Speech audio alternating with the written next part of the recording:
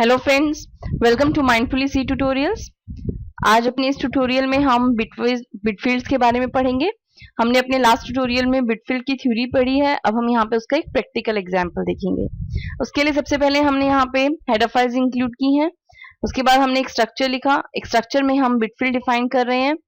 हमने स्ट्रक्चर का एक मेंबर डिक्लेयर किया अनसाइंड इंट एज, और एज के लिए जो है हमने बिटफील्ड डिफाइन कर लिए 3। फिर हमने इस स्ट्रक्ट की बॉडी को क्लोज किया और यहाँ पे एक स्ट्रक्चर का वेरिएबल बनाया है, यानी कि इंस्टेंस बनाया है एज सेमीकोलन। मेन की स्टार्टिंग की है, यानी कि अब जो एज है वो 3 बिट्स जो है वो स्टोर कर लेगा, यानी कि एज की वैल्यू के लिए 3 बिट्स स्टोर हो गए हैं। यहाँ हमने एज अ कमेंट लिख दिया 0 1 2। अगर हम यहाँ पर एज के लिए बिट फील्ड्स डिफाइन नहीं करते तो यहाँ पे ये 4 बाइट स्टोर करता, यानी कि 4 × 8 ये 32 बिट्स जो है वो स्टोर कर लेता। वॉइड मेन में हमने इस वेरिएबल यानी कि इंस्टेंस को यूज करके एज डॉट एज को वैल्यू दी है 4, यानी कि अब वैल्यू 4 है।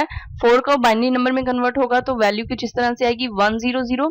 100 जो है वो 3 बिट्स में स्टोर हो सकता है 100, तो जो वैल्यू हो आपको मिलेगी वो होगी 4। प्रिंट एफ साइज ऑफ, हमने यहाँ पे इसका साइज लिया, size of age is equal to, यहाँ पे हमें साइज ऑफ एज प्रिंट हो जाएगा, यानी कि जो वैल्यू है वो आपकी 4 बिट्स होगी यहाँ पे।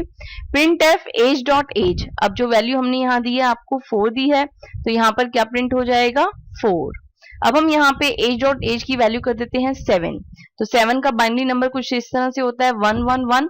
111 जो है वो भी 3 बिट्स में स्टोर हो सकता है, तो वैल्यू जो आपको मिलेगी वो भी मिलेगी 7, यानी कि print f age dot age जो वैल्यू आएगी वो आएगी 7।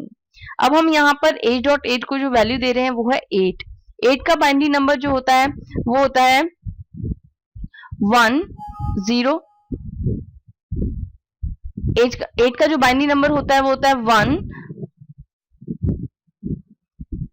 0 0 0, यानी कि 8 का बाइनरी नंबर ये होता है। तो आप देख रहे हैं कि 8 जो है वो 4 बिट्स में स्टोर हो सकता है, तो यहाँ पे क्या स्टोर हो जाएगा 0 0 0, और जो 1 है वो लॉस हो जाए 8 का।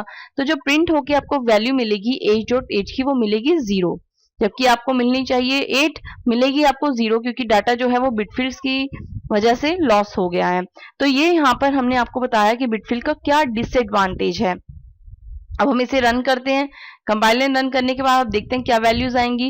वैल्यूज देखिए, आपको size of age is equal to 4 bytes. अब एज डॉट एज, सबसे पहले आपने एज डॉट एज को 4 वैल्यू दी है तो आपका 4 आ रहा है। फिर आपने एज डॉट एज को 7 वैल्यू असाइन की तो 7 आ रहा है।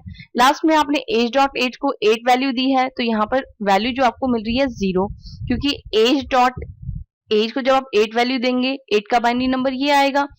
ये बाइनरी नंबर जो है वो 3 बिट्स में सेव नहीं हो सकता, इसे 4 बिट्स चाहिए, तो यहाँ पर ये जो है 0 0 0 वैल्यू को अपने अंदर स्टोर करेगा, तो जो वैल्यू रिटर्न करेगा वो क्या होगी 0। इस तरह से बिटफील्ड्स का यूज इसीलिए हम अपने प्रोग्रामिंग में बहुत कम करते हैं, क्योंकि इसकी वजह से जो डाटा है वो बहुत लॉस हो जाता है। मेमोरी तो फुली यूटिलाइज होती है पर जो डाटा है वो लॉस हो जाता है। तो हमें इस डिसएडवांटेज को कम करने के लिए हम अपने डाटा को लॉस नहीं कर सकते। हम जो है हमें अपने डाटा को, यानी कि प्रोग्राम में डाटा की ज्यादा वैल्यू होती है, मेमोरी जो है उसे हमने भी मिनिमम यूटिलाइज करना है, मगर हम इस तरह नहीं कि मेमोरी को मिनिमम यूटिलाइज करने की वजह से जो डाटा है वो लॉस हो जाए, क्योंकि डाटा की ही प्रोग्राम में सबसे ज्यादा वैल्यू होती है। तो ये है बिटफील्ड्स के बारे में। मिलते हैं अपने नए ट्यूटोरियल में एक न्यू कंसेप्ट के साथ। Till then bye.